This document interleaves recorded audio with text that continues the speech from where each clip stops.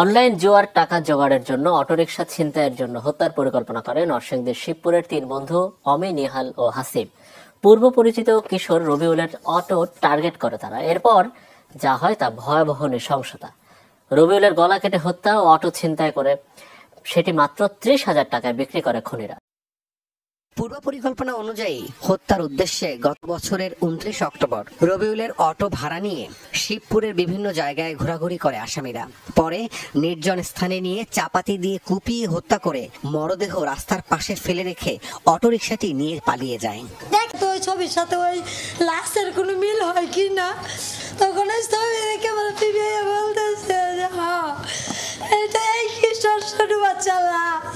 তখন আমি কই স্যার আমার নাম্বার মাইরা লাইন আমার ছেলেরা কেন বাঁচতে নাই আমার কোন। হত্যার পর ছিনতাই হওয়া অটোরিকশার সন্ধানে কাজ শুরু করে পিবিআই। তিন বন্ধুর দুজন অমি ও হাসিব সহ হত্যায় জড়িত 7 জনকে গ্রেফতার করা হয়। সকালে সংবাদ সম্মেলনে নরসিংদী জেলা পিবিআই পুলিশ সুপার বলেন, ছিনতাই করে সেই অটো মাত্র 30,000 টাকায় বিক্রি করে তারা।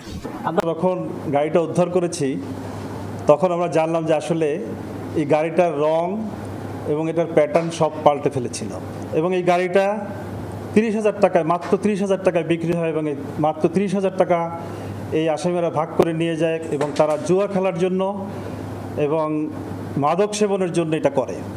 পুলিশ সুপার আরো জানান, পলাতক নিহাল সহ গ্রেফতার অমি ও হাসিফ নিয়মিত মাদক সেবন করত, একই সাথে অনলাইনে জুয়াও খেলতো। আসামিরা জুয়ার টাকার জন্যই অটো ছিনতাইয়ের পরিকল্পনা করে। এই যে ভিকটিম রবিউল, তাকে তারা চিনতো।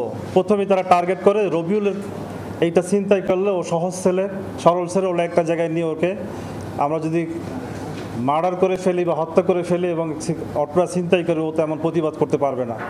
অটোরিকশাতে ডিজিটাল নাম্বার প্লেট থাকলে দ্রুত আসামি শনাক্ত করা যায়, তাই সকল অটো রেজিস্ট্রেশনের আওতায় আনার দাবি জানান এই পুলিশ কর্মকর্তা।